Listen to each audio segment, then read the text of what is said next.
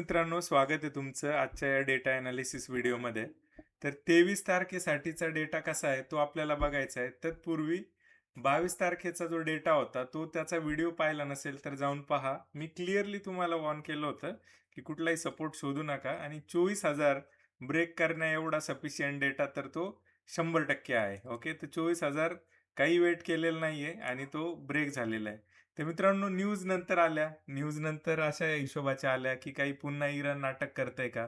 America इराणचे पुन्हा एकदा नाटक सुरू झाली आणि त्या गोष्टी आपल्याला एस्केलेट होताना दिसतात. तर हे मोठ्या लोकांना ऑलरेडी अशा काही हिंट्स असतात का? असं काही होऊ शकतं का? किंवा कदाचित तेच लोक करतायत का ते आपल्याला माहित नाही. आपल्याला डेटा दिसतोय. आपल्याला त्या प्रवाहाच्या विरुद्ध जायचं नाही. त्यांचा फोर्स आहे निगेटिव्ह साईडला, आपण निगेटिव्ह साईडला राहायचंय. ओके. सो अशा हिशोबाचा डेटा आहे. आज काय झाले ते बघायचंय, फार इम्पॉर्टंट आहे. आज मार्केट जरी एवढं खाली असलं तरी फार एक्स्ट्रा हेवीली निगेटिव्ह डेटा त्या ठिकाणी नाहीये. म्हणजे कंपेअर टू काल, पण ओव्हरऑल डेटा निगेटिव्हच आहे. सो साइडवेज टू निगेटिव्हच राहील मार्केट. ओके, आणि हा एक ट्रॅप होता, हे आता रिटेल इन्व्हेस्टरला कळून चुकलेलं आहे. ओके, तर हे किती दिवस ते असं साइडवेज साइडवेज राहणार, किती वेळा 24,200चा सपोर्ट घेणार, किती वेळा पॉझिटिव्ह जाणार मित्रांनो.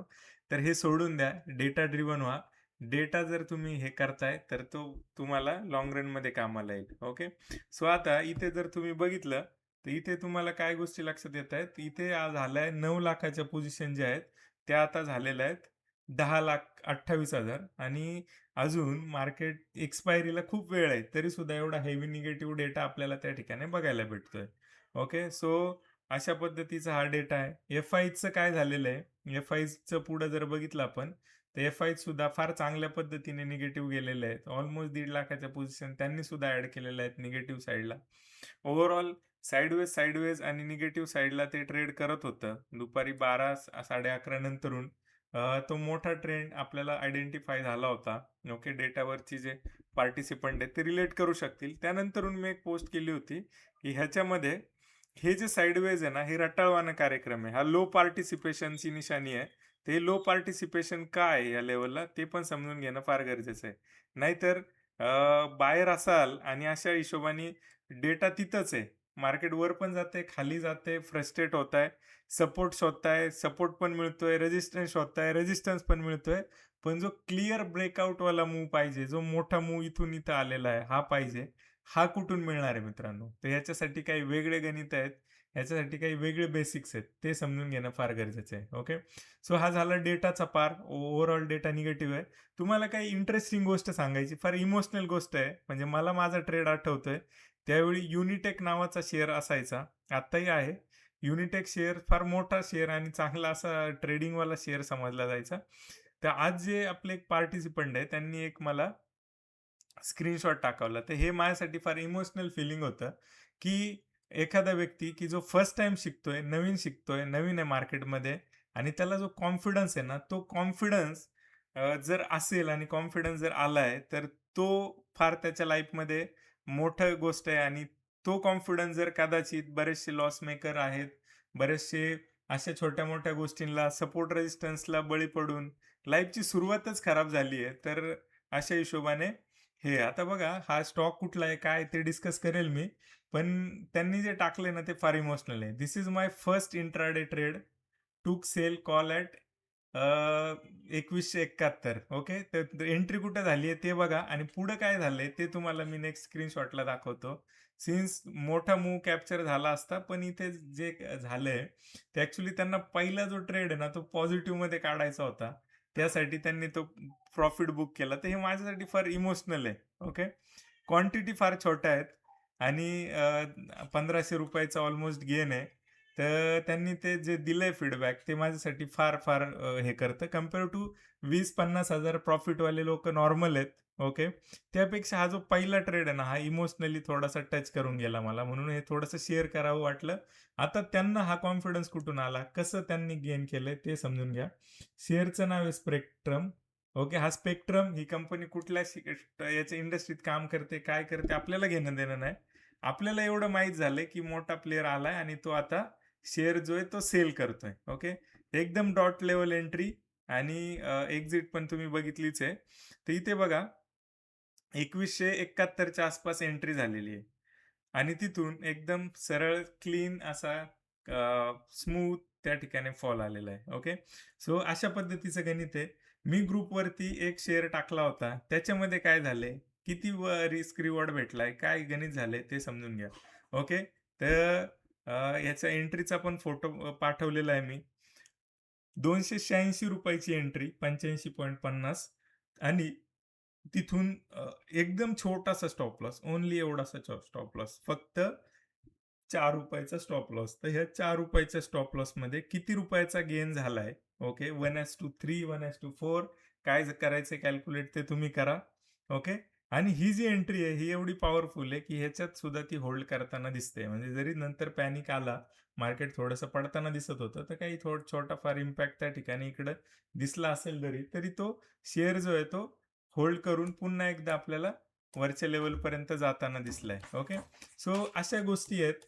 ओके. आता कधी-कधी काय होतं, आपला जो मूव्ह आहे तो बरोबर आहे. 100% माहिती आहे आपल्याला ह्याच्यात सेलच होणार आहे. पण एखादा थोडासा आपला अपोझिट पण जाऊ शकतो. हा एक स्टॉक टाकला होता मी सेकंड फेज म्हणून. सेकंड फेजचा अर्थ असा आहे, की अ, काही पर्टिक्युलर टाईम नंतर ते शेअर्स खाली येतात. ओके. तर हा जो शेअर आहे खाली येणं होतंच त्याला, पण हा स्टॉप लॉस हिट करून गेला. नो मॅटर छोटा-मोठा स्टॉप लॉस द्यायला काय हरकत आहे. स्टॉप लॉस हिट केला, इट्स ओके. पण ज्यावेळी आपल्याला घ्यायची वेळ येईल त्यावेळी 1:5, 1:3, 1:4, 1:2 आपल्याला हे मिळाले पाहिजेत वारंवार आणि स्टॉप लॉस हिट झाला, इट्स ओके. 10 पैकी 4 स्टॉप लॉस हिट होतील, 6 स्टॉप लॉस हिट होतील आणि 4 जणांनी जरी मला फार मल्टीबॅगर आणि चांगले रिटर्न दिले, तर मला ते फार कामाचं आहे आणि ते मला प्रॉफिटेबल करेल कदाचित अशा रँडम एंट्रीज. ओके. सो मित्रांनो, हे निफ्टीवरती दिसतंय आपल्याला. अशा हिशोबाचं गणित आहे. डेटा निगेटिव्ह आहे. मोठ्या लोकांचे जे मोटिव्ह आहेत ते निगेटिव्ह आहेत. ते आपल्याला क्लिअरली व्हिजिबल होतात. तर त्या हिशोबाने जो अर्ली वॉर्निंग किंवा हे निगेटिव्हिटीचं साईन ते आहेच आहे. कुठल्या अँगलनी पॉझिटिव्ह जाण्याचा प्रयत्न करू नका. पोर्टफोलिओमधला जो कचरा आहे, तो साफ करायचा आहे. पोर्टफोलिओमध्ये होतंय काय, की आहेत शेअर्स ओके, घेऊन ठेवलेत. कोणीतरी चिटकवलंय. माहीत नाही ते का घेतलंय, कशासाठी घेतलंय, त्याच्या पाठी काय लॉजिक होतं. शेअर्स ते घेतलेले आहेत आणि मी म्हणे, की इन्व्हेस्टर आहे. ओके. तर ते 10 वर्षांनी त्याची किंमत येईल का ते झिरो होतील, कुणास ठाऊक. तर प्रॉफिटेबल चांगल्या कंपन्या, फंडामेंटली स्ट्रॉंग, कुठलाही सपोर्ट रेजिस्टन्स न करता हे आपल्याला होल्ड करता आल्या पाहिजेत आणि अशा हिशोबाने मोठे मूव्ज आपल्याला त्या ठिकाणी मिळवता आले पाहिजेत. ओके. सो ह्या पार्टचं लॉजिक सिंपल आहे. डिमांड सप्लाय, मोठ्या प्लेयरची एंट्री, जो बिग गेम आहे त्याचे काही हिस्टॉरिक पॅटर्न, जर असं झालं तर ते काय करतात. ओके. तर मी बऱ्याच काही लोकांशी बोलताना बोललो, की हे जे कोण लोक आहेत हे येतात तरी आपल्याला माहीत पडतात का? ओके. येस, आपल्याला माहीत पडतात आणि त्यांचं जे मोटिव्ह आहे ते माहीत पडतं. तर मी तुम्हाला ते कोण होता, म्हणजे जो मोठा प्लेयर कोणी एफ-आय आला होता तो कोण होता हे नाव सांगण्याचा प्रयत्न करेल. त्याने कुठल्या लेवलला एंट्री घेतली, त्याने किती ॲव्हरेज क्वांटिटी बाय केल्या, किती सेल केल्या, इथपर्यंत इनसाईटफुल इन्फॉर्मेशन आपल्याला असेल तर थोडंसं सोपं होऊ शकतं. बरोबर. तर अशा हिशोबाचं गणित आहे. त्यांचे पॅटर्न आयडेंटिफाय करून आपण काही रिस्क रिवॉर्डवरती ते घेऊ आणि चांगल्या पद्धतीने ही जर्नी पार करू शकतो. ठीक आहे मित्रांनो, ओव्हरऑल डेटा निगेटिव्ह आहे. कदाचित उद्या साइडवेज राहील. एखादा छोटा मूव्ह आला पॉझिटिव्ह साईडला तर तो सेलिंग अपॉर्च्युनिटी म्हणून येऊ शकतो. ओके. तर अशा हिशोबाने हे गणित आहे. व्हिडिओवर राहा, लोकांना शेअर करा, अवेअर करा, की काही डेटावरती पण घडतं. सपोर्ट रेझिस्टन्सच्या चक्करमध्ये मोठे साइडवेज मूव्ह आणि 100 स्टॉप लॉस हिट करण्यात काय पॉइंट आहे. आणि जो कॉन्फिडन्सच नसेल, की वरतीच जाईल का, खाली जाईल, का जाईल, याचं काही लॉजिक नसेल, तर हे करण्यात काही पॉइंट नाही. हा सपोर्ट रेझिस्टन्स दिवस-रात्र काम करणार आहे आणि हे थांबल्यानंतर हा सपोर्ट रेझिस्टन्स पण थांबणार आहे. पण मोठ्या लोकांचं जे मोटिव्ह आहे ना, ते इथून सुरू होणार आहे. येते लक्षात? तर अशा हिशोबाचं गणित आहे. थांबूया या व्हिडिओमध्ये. असंच प्रेम देत राहा. Thank you.